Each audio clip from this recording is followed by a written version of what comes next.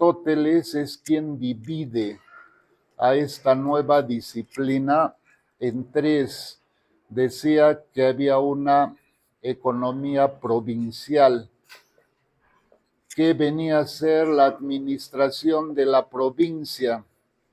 Estudiaba la administración de la provincia.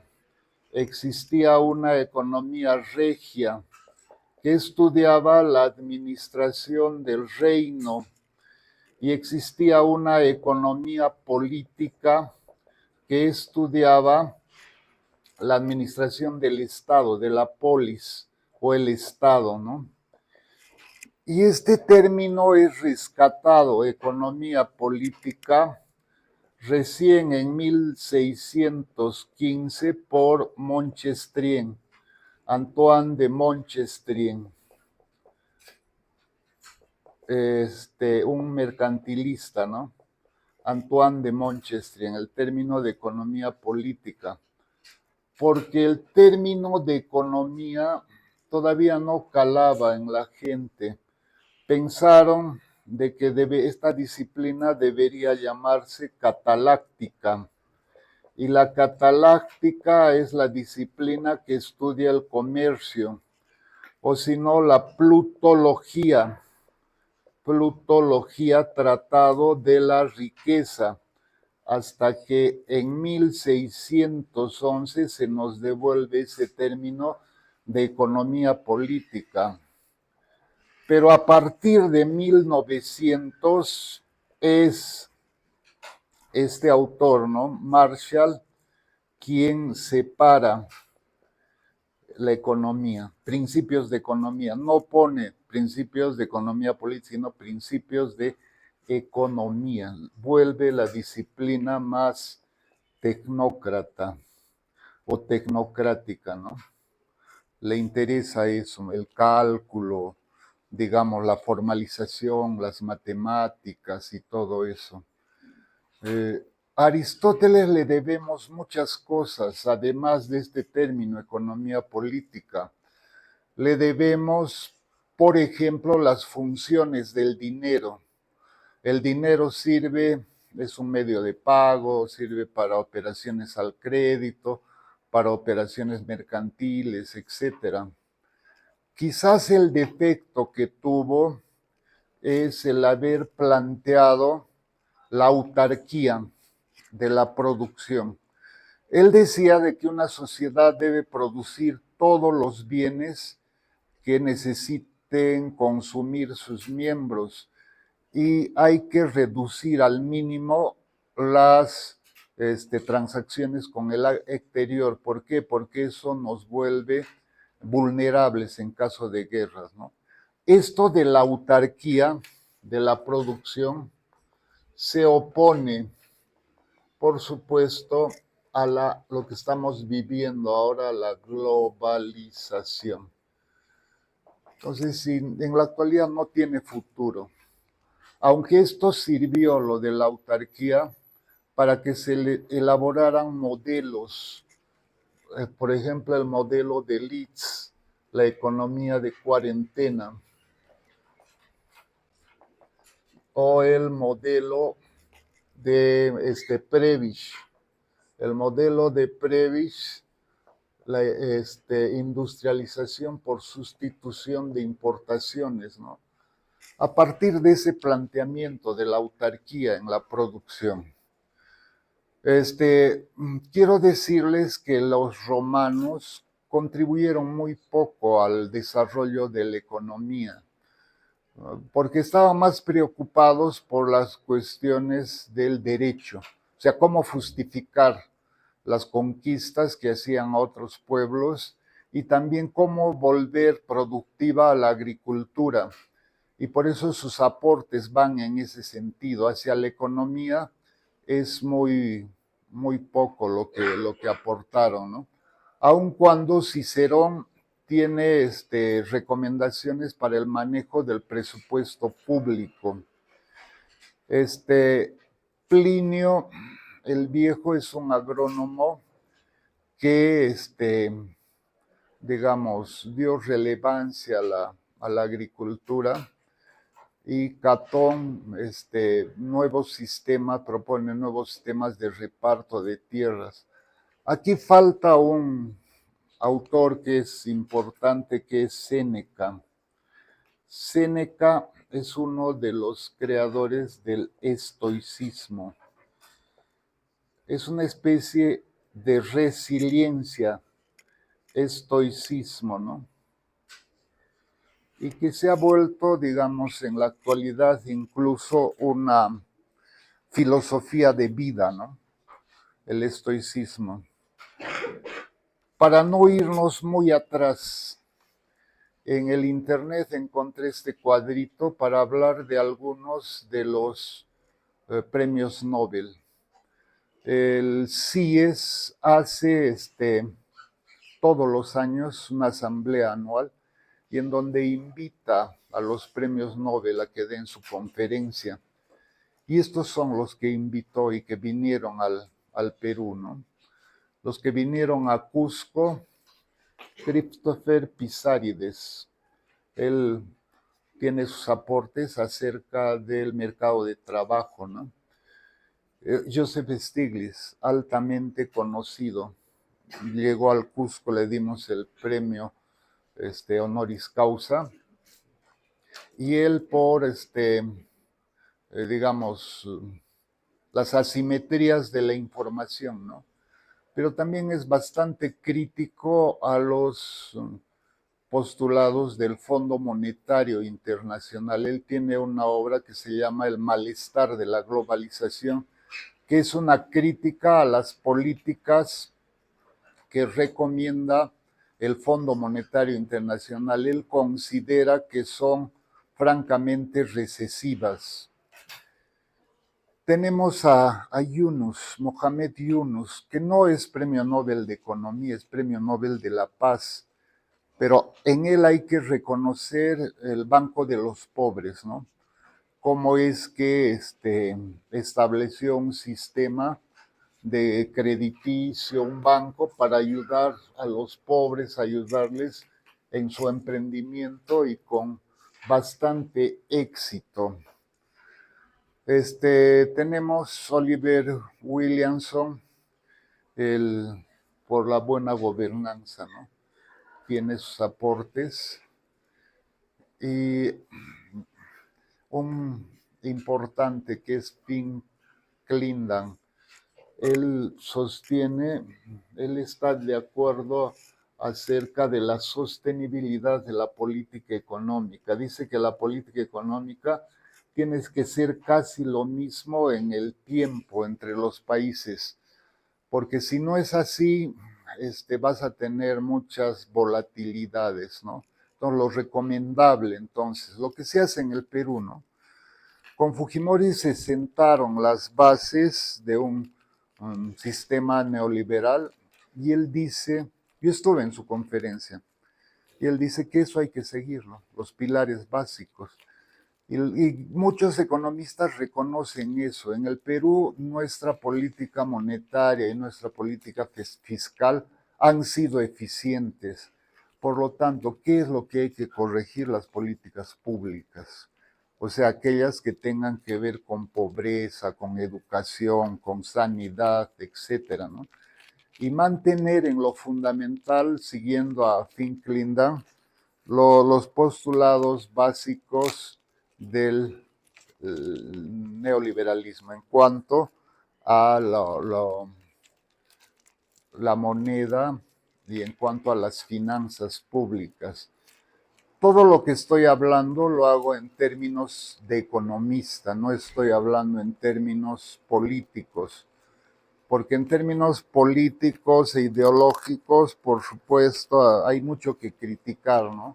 Al neoliberalismo, que es un sistema impuesto un modelo impuesto por el Fondo Monetario, etcétera. Ya, entonces al propósito, no he querido hablar de los otros porque me inventaría. No es que conozco a todos, ¿no? Conozco a algunos de ellos y les he hablado sobre los que conozco. No personalmente, a los dos únicos a los tres que los conozco personalmente son a Clindan, a Pisárides y a Stiglitz.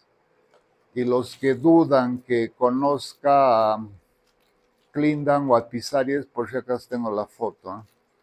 Es la recomendación de Boloña era eso, pues hay que salir en la foto, ¿no? Y estas son las tres mujeres premios Nobel. Elinor Armstrong es la primera por sus estudios sobre la buena gobernanza. A Esther Duflo se le dio el premio muy jovencita junto con su esposo Barney G. por los aportes acerca del combate a la pobreza, ¿no? Habría que hacer, dice ella, programas focalizados. No se trata de decir un programa de mejorar la calidad educativa a los alumnos del Cusco, del Perú, ¿no? Ya está bien, vamos a mejorar, pero en tales colegios, en 3 colegios. Y para eso necesitamos presupuestos, necesitamos contratar a los mejores profesores, a establecer metas y con muy grandes, muy buenos resultados. No es casual, pues, que tanto Duflo como Amartya Sen también y Barnenke, su esposo, se opongan a la ayuda extranjera para la pobreza, porque ellos dicen que el 40% se va a las mafias, a la corrupción, a los miembros de los gobiernos y llega muy poco a los pobres, ¿no? Por eso ellos recomiendan hacer con programas focalizados para combatir la pobreza, ¿no? Y si quieren en sus investigaciones sobre el papel de la mujer en el desarrollo, la cuestión del género, tienen allí a Claudia Goldin. Ella es una que investiga sobre eso, ¿no? El papel de la mujer en el desarrollo. En la actualidad, pues, serán como 74 o 76 premios Nobel. El premio Nobel a la economía se comenzó a dar recién en 1961 con Jean Tinbergen. Es el primer premio Tinbergen, y hay que tomar en cuenta a Tinbergen porque tiene muchos aportes acerca de la política económica, ¿no? Y dentro de los últimos estamos pasando a Goldin, es una de las últimas, Claudia Goldin, del año anterior. Y de este año hay que esperar pues hasta octubre. Normalmente en octubre se otorgan los premios Nobel a la economía. Lo que quiero decirles es de que la economía, entonces, está siendo los economistas tomados en cuenta, Goldin. Y fíjense, han pasado casi 76 personajes, ¿no? Ahora sí, nos toca definir el curso. ¿A qué se refiere la historia del pensamiento económico? Si analizan, son dos conceptos, ¿no? Historia. Uno es historia y otro es pensamiento económico. Historia es estudiar el pasado para comprender el presente y anticiparnos al futuro. Y ese es el concepto todavía de Heródoto, ¿no? Heródoto, el padre de la historia. Y historia y economía. Mejor, pensamiento económico no todavía. Economía es la ciencia social que estudia, ciencia social, ¿no? Que estudia las actividades que realiza el hombre para producir bienes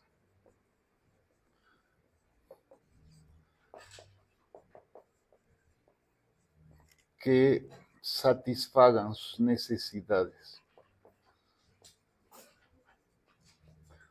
Sus necesidades. Y entonces, en historia económica deberíamos estudiar eso, ¿no? En la primera clase ya dijimos, ¿no? La historia de las sociedades más antiguas, Egipto, India, China, Babilonia, luego a Grecia, Roma. Eso nos va a servir como cultura general. Hemos visto por conveniencia, y está la sumilla del curso, por eso en base a eso lo hemos desarrollado, que es mucho más conveniente estudiar el pensamiento económico, o sea, las aportaciones de grandes personajes hacia la economía, ¿no? Por eso es que es coherente ese concepto. Es la rama que estudia los esfuerzos, ¿no? Que hacen mucha gente para entender y explicar los fenómenos económicos, ¿no? Cómo es que surgen las sociedades, cómo es que surgen otras, cómo es que cambian sus modos de producción, etcétera, ¿no? Cómo el hombre ha tratado de gestionar, de administrar en forma más eficiente sus recursos. Entonces, a eso nos vamos a ocupar, ¿no? Historia del pensamiento económico. Y en el intermedio de esto tenemos este cuadrito que lo hemos bajado también de internet. Este es el pensamiento económico moderno del capitalismo. Y tenemos allá al padre, ¿no? Smith, Adam Smith, que surge influenciado del mercantilismo y del fisiocratismo. De hecho, su amigo fue François Quesnay, ¿no? Y de los mercantilistas por oposición, porque él se oponía al control de del Estado a la economía. Pensaba en el libre mercado, Adam Smith. Quiero indicarles que Adam Smith fue filósofo, enseñaba filosofía moral y enseñando esto se dio cuenta de que hay una rama importante que es la economía y allí dedicó todos sus esfuerzos. El libro fundacional, pues La riqueza de las naciones, tiene una parte, segundo capítulo, donde se refiere a todas las corrientes, la evolución del pensamiento económico, ¿no? El pensamiento de Smith dio lugar a que surgieran Malthus y Ricardo. Ni se conocieron. A Ricardo le llegó la riqueza de las naciones cuando era parlamentario. Y Ricardo le dio una prolongación muy amplia. Gracias a Ricardo tenemos la teoría de las ventajas comparativas, la teoría de la renta, la teoría de los rendimientos decrecientes, los rendimientos a escala, etcétera, ¿no? Ricardo le dio mayor prolongación al pensamiento de Smith, pero era pesimista, al igual que Malthus. Malthus decía de que hay un problema entre la producción de bienes y las necesidades, ¿no? Que los bienes crecen muy lentamente y las necesidades crecen mucho más. Le preocupaba el problema de la población también, del crecimiento poblacional. David Ricardo dio pie a que surgiera John Stuart Mill, ¿no? Stuart Mill creía en el liberalismo, pero creía también en la educación, que el Estado debería participar en la educación, etcétera, ¿no? O sea, le da también otro sentido, otra prolongación. Y por supuesto van a ir surgiendo a partir de ellos los neoclásicos, los nuevos clásicos, ¿no? Los creadores de la micro, pues, y allí tienen ustedes a sus representantes. A partir de Ricardo también a Carlos Marx. Y de la izquierda, pues, van a surgir otras corrientes, ¿no? Safra, Paul Baran, Paul Suisse, etcétera. El cuadro todavía a mi gusto queda un poco, digamos, incompleto y es muy discutible, ¿no? Keynes fue alumno de Marshall y su alumno más aplicado. Entonces, de alguna manera esas ideas pues calaron, ¿no? Y entonces no vale dividirlos así tajantemente a los neoclásicos con los keynesianos. Quien hizo los esfuerzos de juntar a los neoclásicos y a Keynes es es, uh, Paul Samuelson. Paul Samuelson. Se llama los nuevos neoclásicos, ¿no? Y bueno, y ahí tienes a Safra, algunos, los consideran dentro de la izquierda algunos, y de Keynes se derivan varios, ¿no? Harrod y Domar, Caldor, y de los neoclásicos va a ser Solov, todos ellos, ¿no? Y Fisher dio lugar al monetarismo. Para recordarles nada más, en 1911 Fisher crea esta famosa ecuación. Masa monetaria multiplicada por velocidad es igual a precio por cantidad. Y esto va a ser tomado en 1974 por Friedman, ¿no? Creador del monetarismo. Fíjense cómo va avanzando la economía. Y los economistas debemos llegar a conocer ellos, debemos aspirar a la academia.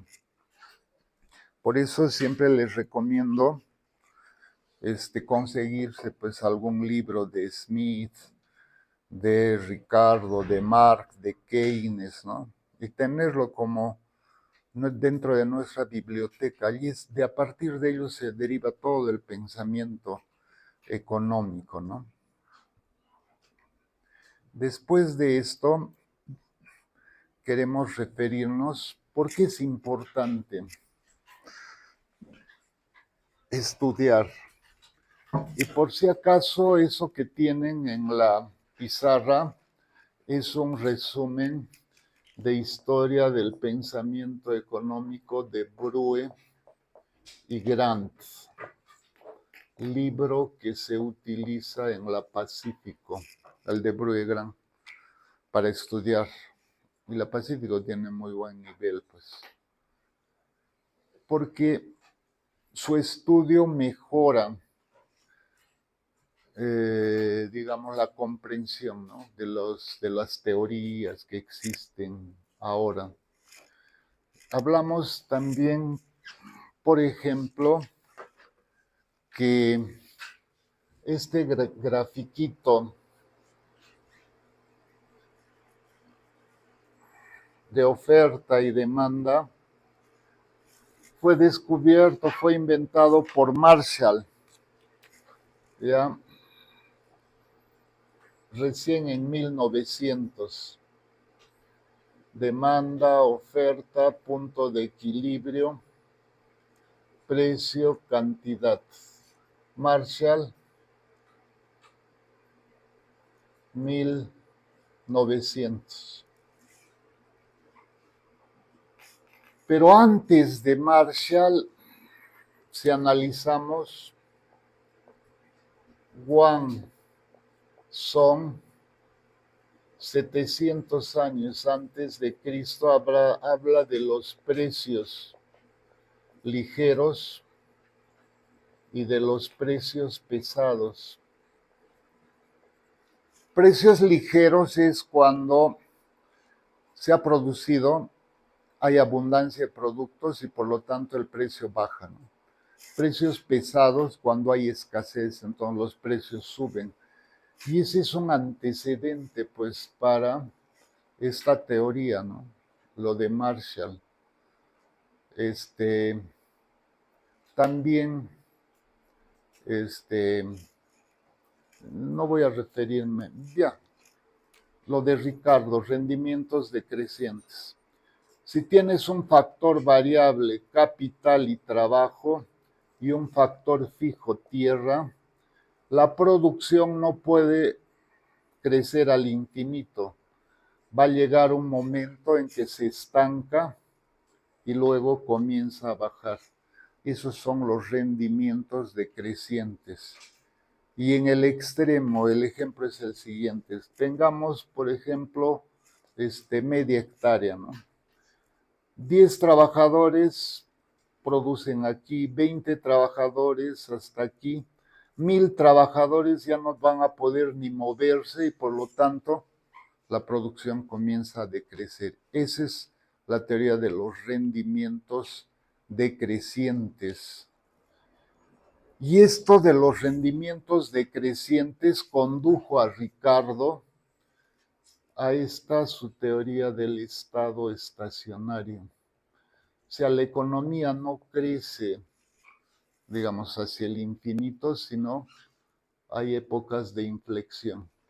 Llega aquí y hasta que por fuerza la tecnología crece nuevamente, luego llega al estado estacionario. Si analizan ustedes los modelos de crecimiento de Solop, consideran el estado estacionario, este concepto de Ricardo, ¿no? Y este concepto de Ricardo sirve para que Schumpeter descubra en 1940 la teoría de los ciclos. La economía se mueve por ciclos. El ciclo, digamos, de la crisis, la depresión, la reanimación y el auge. Schumpeter, lo del estado estacionario. Entonces, eso nos ayuda a saber que Ricardo analizó de esa manera y cómo es que esto es tomado por otros autores, ¿no? A eso se refiere, por eso es importante saber, ¿ya? Es importante saber quién, ya hemos visto oferta y demanda, quién fue el primero que analizó de manera objetiva la inflación. Fisher, hemos dicho, ¿no? Antes que él es Bodino, Juan Bodino. Bodino relaciona en 1617 oro con precios. Los precios suben porque sube la cantidad de oro. A Europa llegó pues del Nuevo Mundo, ¿no? Cantidad de oro, plata, y eso hacía que los precios subieran. 1617. En 1911 recién es que Fisher se da cuenta de esta ecuación, MB igual a PQ. Si consideramos en el corto plazo constante velocidad de circulación y producción, entonces si sube la oferta monetaria, suben los precios. A eso se reduce, ¿no? Y eso es tomado por Friedman, pues.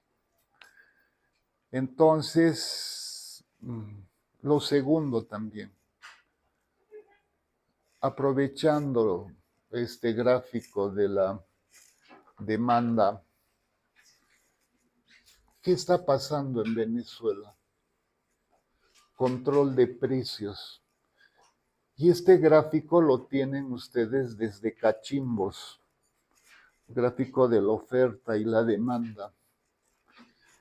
Esto es el excedente del productor y este es el excedente del consumidor. Si el Estado fija precios, supongamos aquí, le estás quitando esta ganancia a los productores. Por lo tanto, ellos no van a seguir produciendo y como no hay producción, los precios van a subir, ¿no? Es nefasta esa política. ¿Tú aplicarías esa política en el Perú, lo que está haciendo Venezuela? Ningún país que está bien gobernado tiene una migración, pues casi 5 millones de venezolanos jóvenes han salido. Los tenemos en el Cusco, siendo una de las naciones más prósperas. Eso puedes generalizar. Ustedes saben que la época de García, en su primer periodo, los profesores utilizamos como un mal ejemplo de lo que no se debe hacer en economía. ¿Cuáles fueron los resultados de García? Inflación, 2 millones%, inflación acumulada anual. PBI, menos 16%. Reservas internacionales netas, menos 300 millones. ¿Eso queremos? Pues exactamente la misma política de García, la heterodoxa, está siendo aplicada en Venezuela. Entonces, ningún economista pues te va a recomendar, ¿sabes qué? Es una buena política la de Venezuela, hay que aplicar esto, no, pues aplica lo que es recomendable, ¿no? Lo que permita que el país logre crecer, logre más empleo, logre equilibrar sus finanzas y todo esto, ¿no? Y todo esto, lo que hay, los análisis, la evidencia, te van a llevar a que no debes tomar pues medidas irresponsables como se tomó en el gobierno de García, ¿no? Para adelantarles solamente, esto tiene que ver con macro y con política económica. Esto de acá es la IS, la LM, ¿no? Este es el equilibrio en el mercado monetario y el mercado real de mercancías. Esta es la tasa de interés y esta es la producción. I sub 0 y E sub 0. ¿Qué pasa si aplicas políticas expansivas, monetarias expansivas? Haces crecer la cantidad de dinero. La LM se desplaza aquí. ¿Y qué está pasando? La producción crece. Y es sub 0, ahí es sub 1. ¿Y qué está pasando con la tasa de interés? Disminuye de I sub 0 a I sub 1. ¿Y qué está pasando y qué pasa con la inversión? Al bajar la tasa de interés, ahí sub 1, la inversión va a crecer. ¿Ya? Es la política monetaria expansiva. Pero ¿en base a qué haces esto? En base a emisión de dinero. El gobierno emite base Y para emitir base tienes que tomar en cuenta reservas internacionales, el crédito interno neto y la cantidad de oro y plata que tengas. Entonces tu oferta monetaria va a ser base más el multiplicador de la base. Y en una circunstancia que no tenías ni RIN ni saldos favorables en tu crédito interno neto, emitir dinero, ¿qué consistía? Que salga más dinero a la circulación, que los precios suban. Eso es lo que pasó. Emitían más dinero, los precios subían y era una espiral inflacionaria, pero indetenible. Yo les comento algo que sucedió conmigo, ¿no? En lo personal. No, no todos cobramos en el Banco de la Nación. Nuestras colas. Resulta que a las 10 ya se había acabado la plata. No había cómo pagarle, la gente silbaba, venía el rector, venía el general de la cuarta región a gestionar créditos del Banco Popular al frente, donde está el banco de crédito allí. Entonces allí sacaban dinero en bolsas con los soldados y la gente aplaudía, ¿no? Recibías tu plata y ¿qué es lo que hacías inmediatamente? Ya estaban los vendedores de dólares ahí, comprarte dólares. ¿Por qué? Porque la inflación mensual era 50%. Esos 100 soles que te estaban pagando a final de mes solamente valía 50. Tenías que protegerte con la inflación. Y eso era todos los meses en el Perú. ¿Cómo detener todo esto? Parar en seco, pues el shock que se hizo, ¿no? ¿Qué debería hacer Venezuela eso? El shock. Lo que está haciendo en Argentina, un alto costo social, lo que está haciendo Milei. Porque lo mismo que había hecho Alan García, algo parecido, estaban haciendo los gobiernos anteriores, ¿no? El gobierno de Cristina Fernández, de Alberto Fernández, etcétera. Emitían dinero en forma inorgánica, aparentemente crecía la producción, pero se estaba generando un alza de precios. Y eso todavía combinado con un incremento de la IS, ¿no? Que te generaba también un aparente crecimiento, aparente bienestar, pero estaba generando las bases para que tu economía esté mal. Y eso fue lo que sucedió. Entonces, para eso te sirve estudiar la historia del pensamiento económico. Algo que ya hemos visto, lo tienen aquí. La curva de la oferta, de la demanda, ¿no? Tienes el excedente productor, el excedente del consumidor. Si le fijas un precio debajo del equilibrio, eso estaría perdiendo los productores y eso te va a generar baja en la producción y el incremento de precios, ¿no? Y así es como se manejan pues los rendimientos crecientes, constantes, los rendimientos decrecientes también.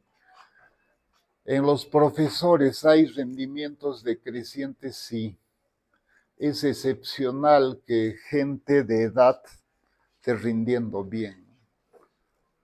También hay pues rendimientos decrecientes.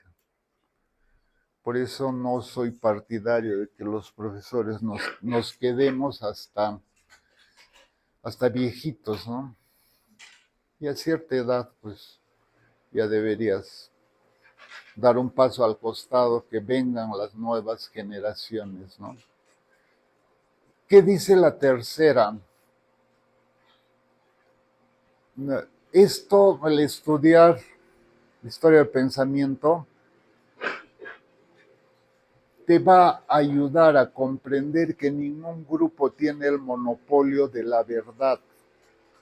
Fíjense lo que se decía de Keynes, que no la participación del Estado, hay que dejar en libertad a las fuerzas del mercado, así somos eficientes. Absolutamente todos los países han tenido que aplicar políticas keynesianas en el COVID. En el Perú también hemos sido ligeramente expansivos, ¿no? Para que nuestra economía se recupere. Claro, luego de eso no puede ser eterno, hay que ajustar y hacer políticas restrictivas, pues, ¿no? En realidad, lo que les